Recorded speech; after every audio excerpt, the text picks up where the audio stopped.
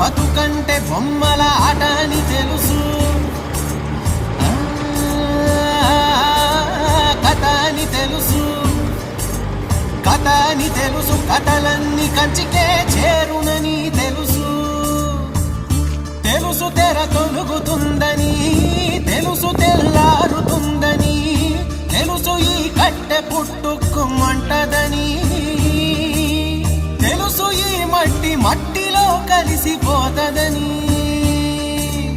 ఎన్ని తెలిసి ఇరకాటల్లో పడిపోతామో ఎందుకని మాయ